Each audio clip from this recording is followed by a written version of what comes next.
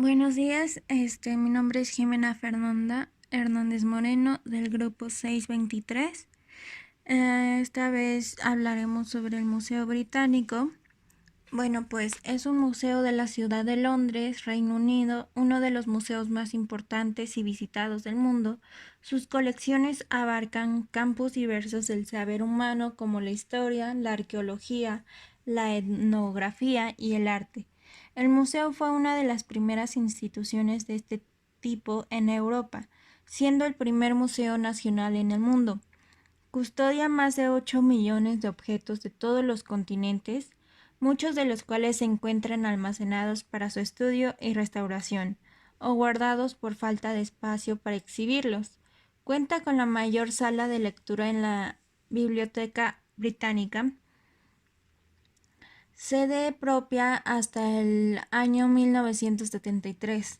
También formaba parte del museo, al igual que el Museo de Historia Natural de Londres, que cambió a sede propia en el año 1963. La sección del Antiguo Egipto es la más importante del mundo, después de del Museo Egipcio de El Cairo. La entrada al museo y a muchos de los servicios que ofrece, como el de la sala de lectura, es libre y gratuita, a excepción de algunas exposiciones temporales. El edificio del Museo Británico es casi tan espectacular como las fabulosas exhibiciones encontradas dentro, como el museo más visitado del mundo. Ha recibido invitados desde que fue fundado en 1753. Um, eh, Abarca todo el conocimiento en el campo de artes y ciencias que se representa en el frontón sobre la entrada principal. La gran corte de la reina Isabel II fue diseñado por Sir Thomas Foster como el proyecto Millennium del museo. Las fachadas de sonrisas, piedra original del siglo XIX, los edificios fueron restaurados en este momento. Todo este espacio de 2 acres fue anteriormente ocupado por la Biblioteca Británica. Todo eso queda como la impresionante lectura redonda, habitación en la que Karl Marx escribió polvo capital en todo lo que contiene 3 millas de librerías y 25 millas de estanterías, con más de 30.000 libros, una asombrosa um, biblioteca, además de que tiene el techo de cristal que cubre toda la cancha, convirtiéndolo en un espacio cubierto para el público, que es el espacio más grande en Europa, hecho por esculturas y pequeñas exhibiciones y repartidas por la cancha para que haya pequeños restaurantes que abren tu apetito, por lo que cuando entras puedes ver estos pequeños aperitivos. Um, Al entrar se ve la antigua ciudad griega de Keni, dosis del al estereograma moderno que da 360 grados. Vista la cancha, el diseño único del museo significa que puedes elegir dónde comienza tu visita, a diferencia de otros museos, donde miles de personas se canalizan a lo largo de una ruta. Comenzamos nuestro recorrido en la parte más antigua del museo, la antigua Biblioteca de Kings, restaurada hasta ahora. La Galería de la Iluminación. La exposición se centra en la Ilustración en Gran Bretaña durante los siglos XVIII y XIX, la gran era de descubrimiento y aprendizaje en el que el museo nació en exhibición. Un, unos 5.000 objetos dentro de la habitación son adornados con esculturas clásicas recogidos por grandes turistas y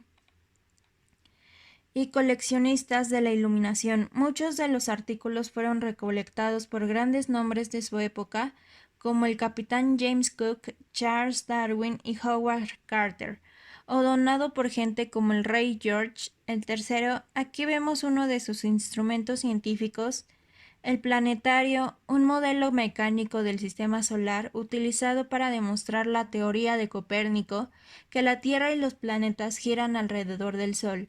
El museo tiene muchas exposiciones temporales en todo el año. Durante la visita podemos ver las complejidades de los trajes de boda y joyería que pasamos a vivir y morir. Galería donde nos encontramos con la visita de una estatua gigante de la isla de Pascua conocida como Hawak Hak Anaya. Se mostró por primera vez en una plataforma ceremonial alrededor de 1000 después de Cristo y luego fue trasladada a una casa ritual. Fue recopilada en 1868 y entregado como regalo a la reina Victoria, que lo donó al museo a unos pasos de distancia. Establece uno de mis objetos favoritos, una talla de tamaño natural de un cráneo humano hecho de un solo bloque de cristal, de roca. Fue adquirido por el museo en 1897, pretendiendo ser un antiguo objeto mexicano. Sin embargo, investigación científica realizada por el museo ha establecido que el cráneo probablemente fue producido en Europa durante el siglo XIX. Con el cristal habiendo sido originario de Brasil, una pequeña puerta nos llevó al México. Galería en el centro del museo, quien figura en Wasted, en el que las encuestas han estado desde el 16 del siglo. La cultura olmeca es uno de los primeros grandes estilos artísticos de la América. Su monumentalidad es vislumbrar incluso en piezas mucho más pequeñas en la parte posterior de la galería. A dinteles se puede ver a Lax Chalán, que representa pájaro jaguar maya, gobernante de pie sobre un noble capturado. Las estrellas de esta galería son sin duda la colección de turquesas cubiertos como máscaras de sacrificio ritual. De cubierta, uno no puede evitar preguntarse cuántos. La gente que miraba estas máscaras era su última vista hacia la tierra, destacando entre los bienes las turquesas que ésta poseía. También está la serpiente de dos cabezas que fue usado por sacerdotes y gobernantes alrededor del cuello, simbolizando la fertilidad. Una puerta más conduce a la galería de nativos americanos. La rica historia de los indios americanos se recuerda a través de las pieles de los tocados y tótems. Muchos de los artículos fueron traídos de Inglaterra por el capitán James Cook. La galería más popular, con diferencia, es la sección de Egipto y Medio Oriente. Entrando nos encontramos con uno de los más importantes hallazgos arqueológicos, Rosetta Stone. Si no fuera por esta proclamación antigua, escrita en jeroglíficos, escritura egipcia y griega, los jeroglíficos egipcios todavía no serían. Bueno, se puede leer en la galería que está diseñada desde el más pequeño detalle hasta el final del periodo faraónico con muchas estatuas. Saghop, un chico que es una tumba que representa la furia, son productos que abarcan muchos faraones, incluidos Ramsés el Grande, para agradecer a nuestra luna en Shepsul y Armin. Espero que una pieza destacada es este gato de bronce que representa a la diosa Bastet, que data del periodo del Egipto romano alrededor del año 30 a.C. Otro hallazgo importante fue este pedazo de pared, que es conocido como el Rey, que al enumerar una lista cronológica que muestren todos los faraones del antiguo Egipto en la era antes de la momificación y la primera, los cuerpos de la dinastía como saliendo desde el año 3000 o 250 a.C. se secaron naturalmente en el desierto. Estaban entonces expuestos en ataúdes como este de 2000 después de Cristo. Sin embargo, cuando la momificación se convirtió en el norma en Egipto, las tumbas, sarcófagos en los ataúdes se volvieron cada vez más ornamentados, y elaborar este es el hermoso ataúd de un romano egipto llamado Artemidoro, que murió alrededor del año 110 después de Cristo. De estos interiores dorados y los ataúdes exteriores eran para la sacerdotisa Inomiat y data de 1250 a.C. Aquí ver dientes afilados, estas figuras lugar junto a las momias en su ataúd para ayudar en el más allá, siendo el egipcio no se trataba solo de la muerte y construyendo pirámides. Este es un año 3000 viejo. Es un juego de mesa como pocos. Son de los gabinetes que están abarrotados, bienes funerarios y del templo, dejando la galería egipcia. Pasamos entre el hombre gigante con cabeza de alas. Este es del siglo 8 a.C. Palacio es el colosal, puerta de enlace de Khorsabad, ahora en Irak. El museo tiene 3 pares de estas puertas centinelas. Me pregunta cuántas personas he notado que los bulls tienen 5 patas, lo que les permite ser vistos desde el frontal o lateral. Una piedra asiria tallada friso representa su victoria en el asedio de Luki, 700 a.C. También hay una congelación que muestra a un león cazar una estatua de mármol blanco de Afrodita. Nos da la bienvenida a la galería griega, mientras que esperaría que esta galería esté cargada de estatuas y bustos clásicos que seguimos. El desarrollo de sofisticados cerámicas y su decoración pintada y el surgimiento del naturalismo en esculpir la forma humana, como está en bronce de la cabeza de Sócrates, desde aproximadamente 200 a.C. Aquí vemos una canónica tambor colín de salsa F, uno de los 7 maravillas del mundo antiguo. Este es la reconstrucción del monumento Nereida de Santos en Nicoya, suroeste de Turquía.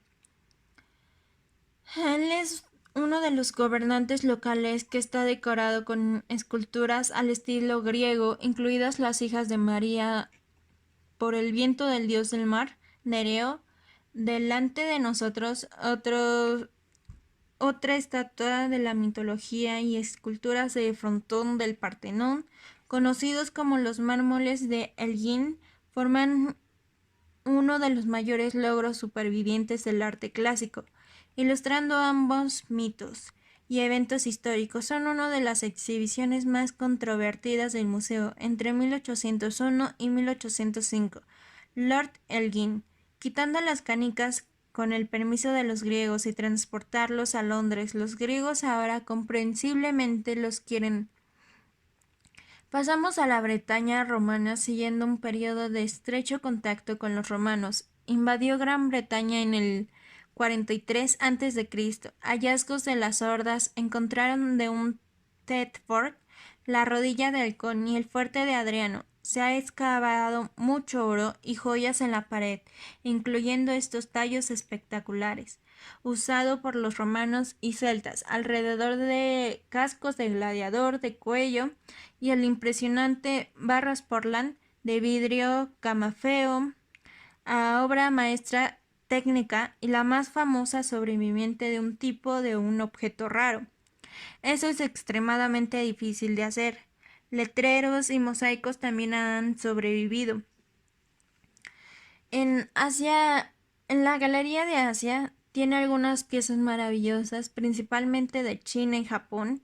El reloj y el tiempo muestran lo mejor de los relojes y artículos de cuerda. Uno de estos es el más fino, es el carrillón, magnífico reloj de Isaac Brecht, hecho en 1589. Observadores del siglo XVI en adelante a veces se alojaban en exquisitos estuches dorados y esmaltados. El ganador de los puntos más importantes para mí es esta cuerda, un reloj imaginativo hecho en Augsburgo, Alemania, en 1585. El golpe de las horas y los cuartos fueron realizados por los marineros, de pie en los dos nidos de cuervos del palo mayor del barco. Estaba montado en un carro con cuerdas para que pueda moverse. A lo largo de la mesa propulsaba un mecanismo de relojería que simultáneamente causó el cañón para disparar. El barco se inclinó y baja como si hubiera visto arrancar una fanfarria, como los heraldos de los electores del Sacro Imperio Romano, procesado antes el emperador, que movió la cabeza y las manos. Qué manera tan fantástica de anunciar la cena. La sección de porcelana de vidrio y cerámica tiene algunos tesoros reales como este cordero de la mezquita de vidrio, esmaltado de la cúpula de la roca en Jerusalén, hecha en 1300, a esta hermosa cristalería hecha en Francia alrededor de 1430, o incluso Hampton Court Palace, y estos son las figuras de porcelana del siglo XXI. En China, la calidad de las exhibiciones en las galerías europeas y británicas son impresionantes. Caer de la conquista, adornar cascos a jarrones ornamentales, gustos clásicos a través de dos magníficos oros y platería, objetos que destacaron. El primero es la mazorca de oro real francesa de 22 quilates, oro que se hizo en 1380. Las escenas relacionarse con la vida y los milagros del pecado. El segundo es de nuevo oro macizo de 22 quilates, que es del inglés, que data de alrededor de 1797. Fue hecho por Humphrey Repton, que se conoce como el Portland oro, el cual son las tres últimas opciones, que son el ataúd de francos del siglo VIII, hecho enteramente de ballena, que está decorado con inscripciones cristianas paganas y rúnicas. La Galería de la Antigua Gran Bretaña muestra lo sofisticados que son nuestros antepasados. Eran elaboradas joyas y abundantes piezas de ajedrez de Lewis, descubriendo así una playa en la isla de Lewis, en las islas Shetland, con el que sale desde 1150 después de Cristo. Las piezas de ajedrez consisten de marfil y de morsa elaboradamente trabajado y dientes de ballena hechos a mano en reyes sentados y reinas, obispos, caballeros en sus monturas y peones en forma de obeliscos. Pero el lugar de honor es para el resto del entierro del barco. Sutton Hoo. En 1939, Basil Brown excavó una gran montículo de Sutton Hoo en Suffolk y descubrió un entierro de un barco sin ser perturbado, que dentro de ahí no solo hay artículos de uso diario, sino un escudo elaborado y este muy raro casco del museo, que encargó una exacta réplica que se hará para demostrar que el casco se hubiera visto como en todos. Su gloria también se encontró, que fueron cientos de monedas de oro valoradas en millones, de las cuales las tarifas terminan con esto la exposición. También existen. Ahora hablemos sobre La historia del origen del museo. El origen del museo se remonta a una colección de más de 80.000 artículos, como ya lo habíamos dicho, procedentes de la colección privada de Sir Hans Sloane, médico y naturalista. Este médico donó su colección privada al Estado británico según indicaba su testamento del año de 1753.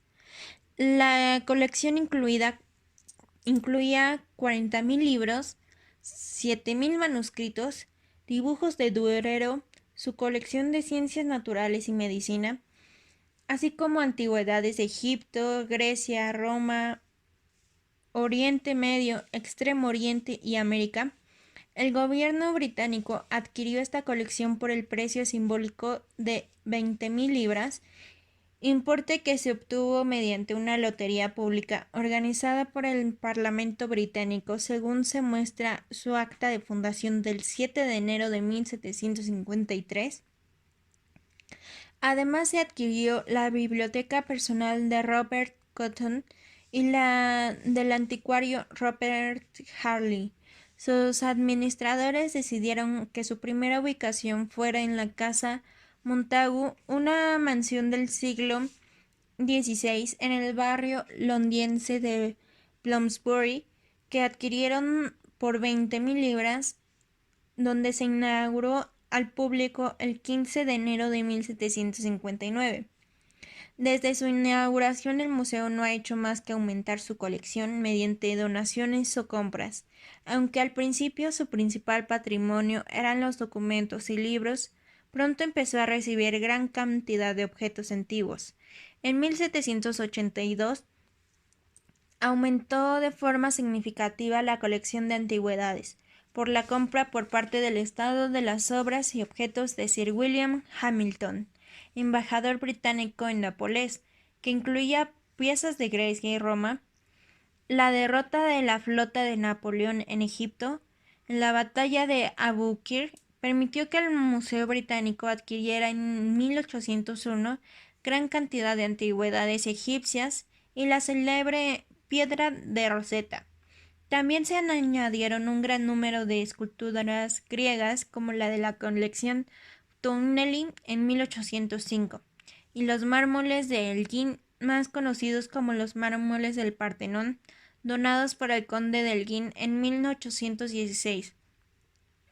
La donación del año de 1823 por parte del rey Jorge IV al Estado británico de la biblioteca de su padre, la Biblioteca del Rey, hizo que se considerara la necesidad de trasladar la colección a una nueva sede, por la falta de espacio en la Casa Montagu. Tras la mudanza, la antigua sede fue demolida en 1845. El arquitecto Robert Smirke fue el encargado de diseñar la actual sede del museo. El museo empezó a atraer muchos conservadores e historiadores, lo que hizo que se empezara a catalogar y a clasificar todas las piezas que contenían. El primero de estos catálogos se publicó en 1808, al mismo tiempo comenzó a ser sede del estudio por parte de numerosos investigadores que encontraron en sus salas mucha documentación de la biblioteca y piezas únicas sobre las cuales trabajar.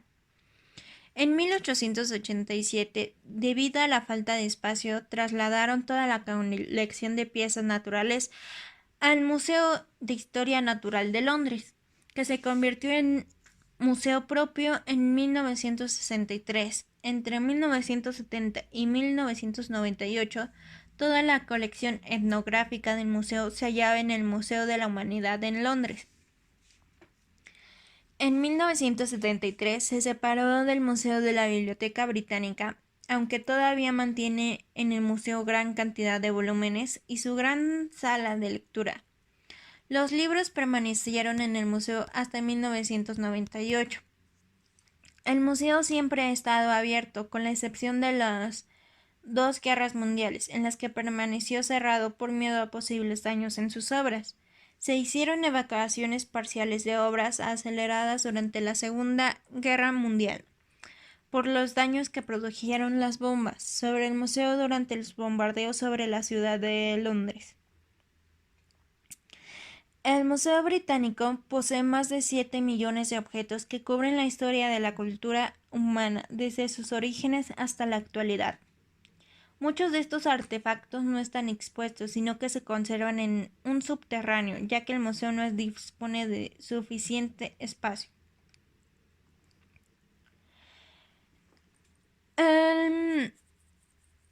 El museo abrió oficialmente al público el 15 de enero de 1759 en la mansión Montagu, pero cuando ésta se quedó pequeña empezó a construirse en 1852 en el mismo lugar un nuevo edificio de estilo neoclásico diseñado por Robert Smierke, que la construcción de la nueva sede del museo, la que ha llegado hasta nuestros días, finalizó en 1857 con la sala de estudio circular. En su fachada principal, en el frontón, se instaló en 1852 un conjunto escultórico del escultor británico Richard Westmacott.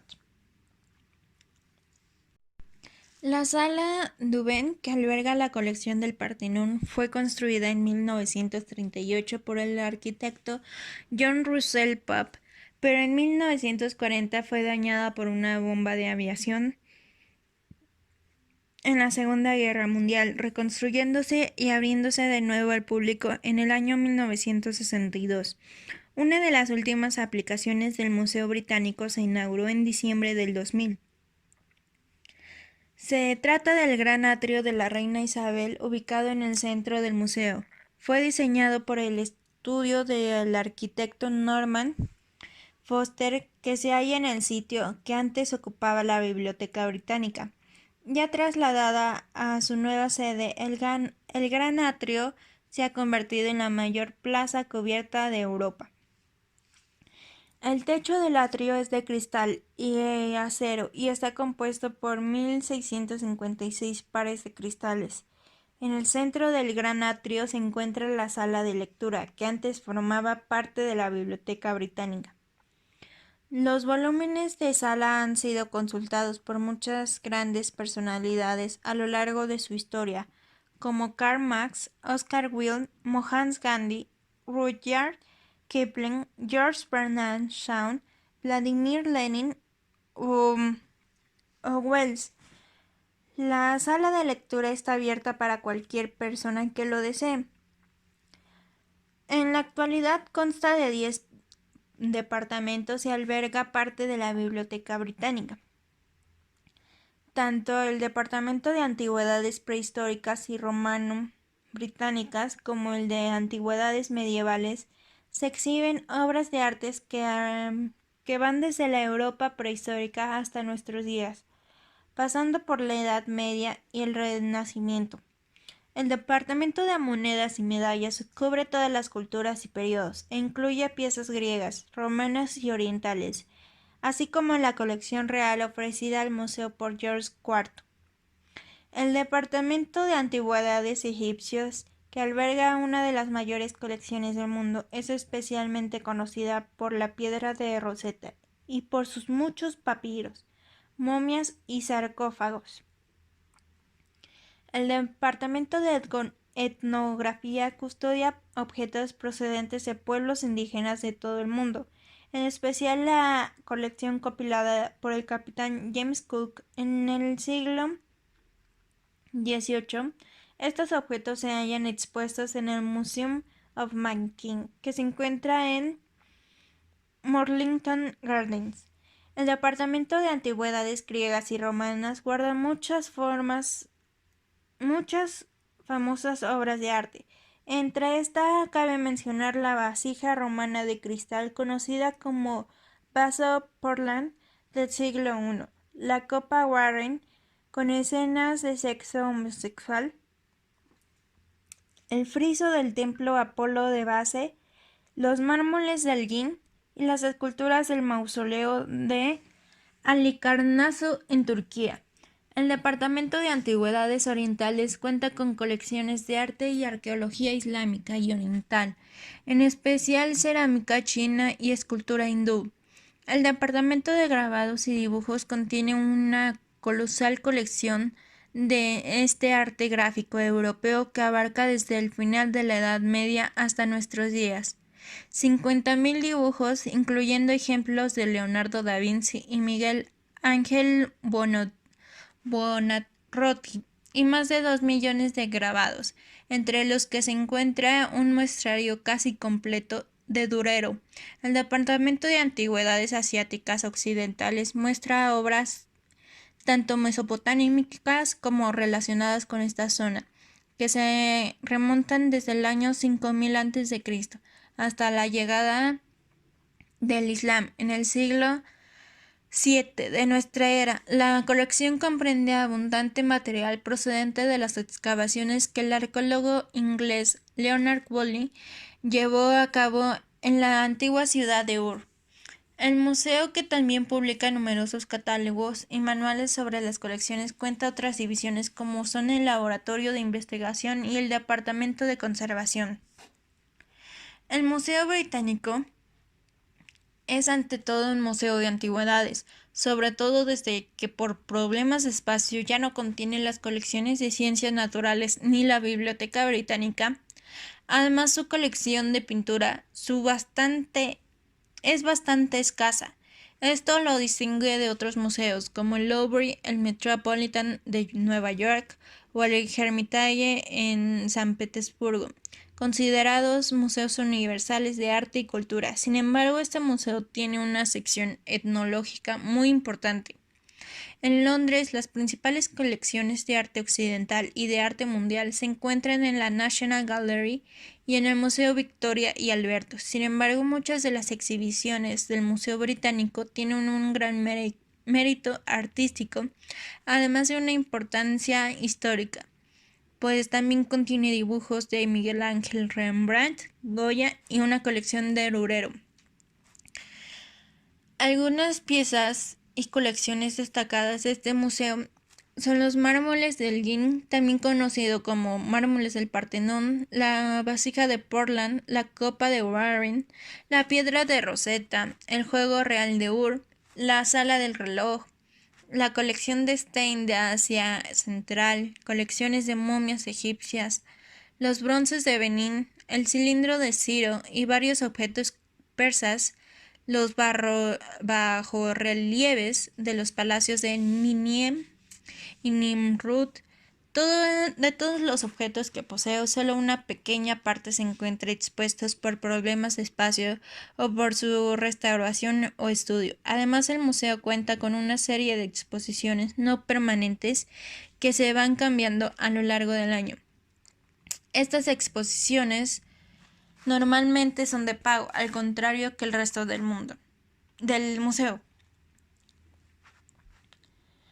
Alrededor de los grandes museos de antigüedades, sobre todo el del Louvre, Francia, y el Museo Británico, siempre se ha mantenido la polémica sobre la obtención de ciertas obras de arte, ya que numerosos sectores los califican de expolio. Muchos países que se consideran expoliados han pedido en repetidas ocasiones a las autoridades británicas que se devuelvan ciertas obras. El gobierno británico responde diciendo que según una ley promulgada por el Parlamento en el año 1753, se prohíbe la salida del país de cualquier pieza, a no ser que sea un duplicado para preservar toda esta cantidad de obras. Además que el gobierno británico esgrime como argumento el que esas obras no podrían haber sido conservadas adecuadamente en sus países de origen. El caso más paradigmático del Museo Británico es de los frisos y esculturas del frontón del Partenón. El gobierno de Grecia lleva solicitando formalmente desde hace varios años la devolución de los restos de este templo. El gobierno británico afirma que el Estado compró oficialmente los restos del Partenón que se conservan en el museo a Lord Elgin y que ésta a su vez se lo compró al Imperio Otomano, y es la postura oficial desde la página web del museo. Hay algunas voces discordantes en este punto en las que dicen que en realidad no fueron compradas, sino que diversos funcionarios públicos fueron sobornados por Lord Elgin para conseguir sacar las esculturas del país. Además, consideran al Imperio Otomano como país invasor, con lo cual, aunque hubiera vendido las obras, no hubiera sido una venta legal. El Ministerio de Cultura de Grecia exige la devolución de las esculturas porque considera que éstas deberían estar junto con el resto del templo y no esparcidas por museos de medio mundo. A raíz de las exigencias del gobierno griego, otros países también están pidiendo la devolución de materiales como Nigeria y Egipto. De momento, el Museo Británico se ha negado a devolver cualquier pieza. Sin embargo, en el año 2006 devolvieron a Australia unas cenizas de aborígenes de Tasmania. Y esto sería todo. Gracias por su atención. Hasta luego.